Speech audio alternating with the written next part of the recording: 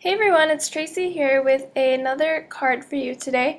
I'm going to be using the new Lawn Fawn Life is Good stamp set, and I'm going to be doing some watercoloring with distress inks and heat embossing.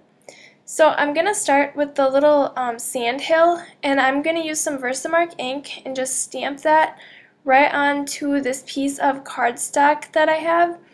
It is 4.5 inches by 4 3/4 inches by 3.5 inches.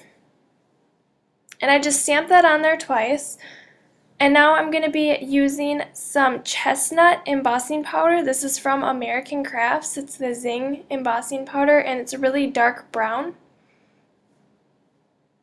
So I just want to get all that excess off and make sure that all of the parts that are stamped have embossing powder on them. And then I just go ahead and dump that right back into my container. And then I'm going to use my heat tool to heat that up and just melt the embossing powder so that it sets in place.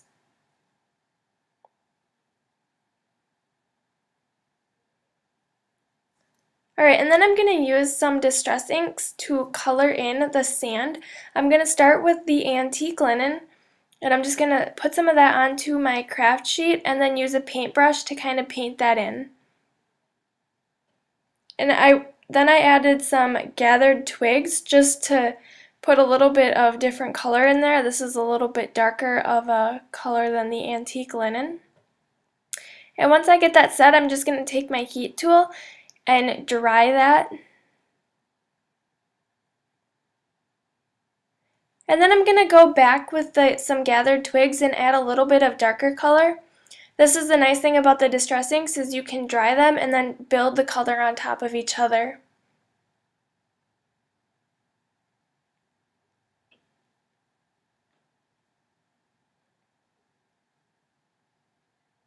I'm going to go ahead and just clean up my craft sheet, and then I'm going to start with my blue sky. I'm going to use the tumbled glass, which is a really light blue, and I just put some of that onto my craft sheet, and then I added quite a bit of water to this, and I'm just going to color in the whole top part. I just wanted a really light blue.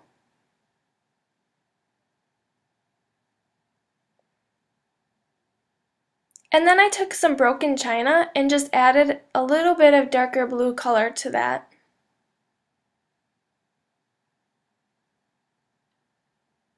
And then I took my heat tool once again and just dried the entire thing, making sure to heat the back a little bit so that it lays flatter.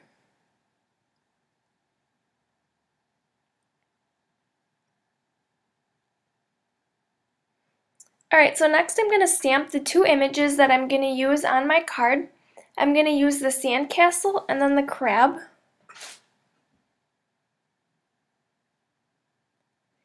And I'm going to do the same thing. I'm going to stamp these onto a piece of Coordinations 110-pound cardstock with some Versamark ink. And I should have actually done these on two separate sheets since I'm going to be using two different colors embossing powders, but it actually worked pretty well the way I did it.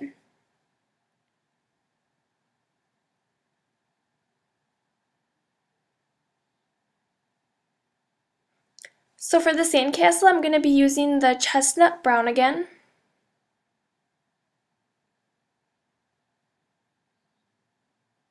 And I should have also used my embossing powder bag so that the static didn't stick on there, but I forgot to do that, so a little bit stuck where I didn't want it to, but I was able to wipe it off for the most part.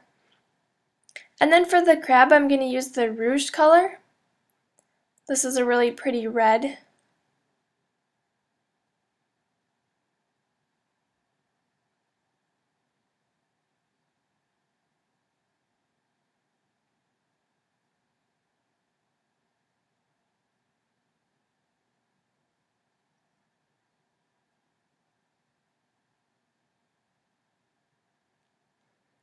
Alright, so then I will go ahead and heat emboss those as well.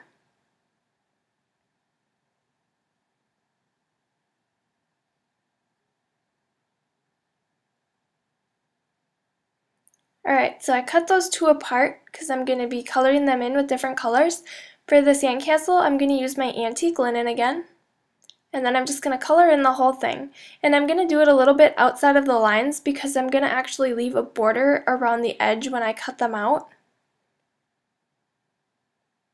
And then for the crab, I'm going to use the Barn Door Distress ink.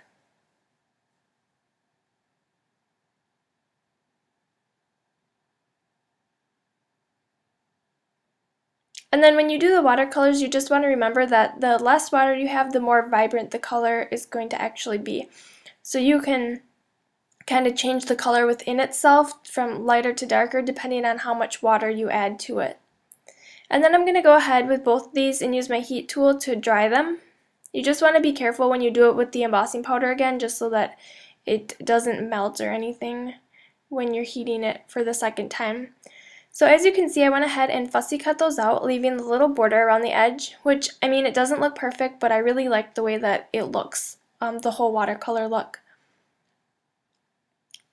So I'm going to go ahead and pick out the pattern paper I'm going to use behind that, and I'm using the polka pad from Lawn Fawn. And I kind of like the striped one, but I ended up going back to the yellow polka dot. I just really liked the pop of color that it gave the whole card. And then I went ahead and cut that down so that it fit my A2 size card base. It's 4 inches by 5 1/4 inches. And I'm going to glue that down onto my white card base. And then for my watercolor background piece, I'm going to stamp on my sentiment, which says "Life is Good," and I'm going to use the Tuxedo Black Memento ink. And then I'm going to take some of the natural twine from Lawn Fawn and tie a bow around the right above the sentiment.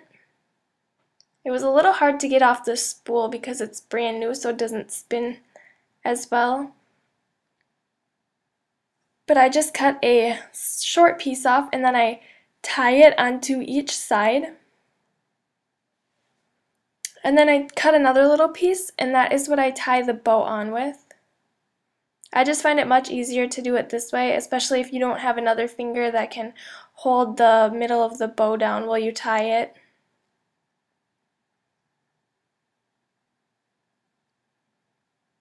And then just trim off the excess.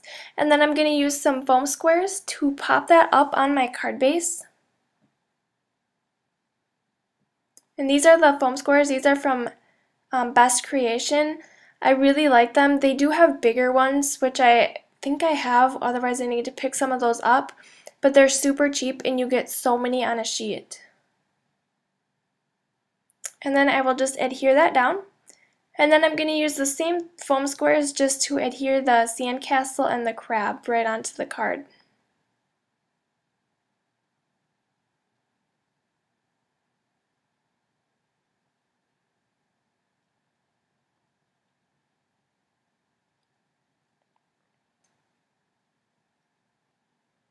And then one last final touch is to add some opal white liquid pearls. I'm going to add 2 sets of 3 dots. Alright, and then that is my completed card. Thank you so much for watching. Don't forget to give this video a thumbs up and subscribe to my channel. And then you can see all my social media sites that you can also join.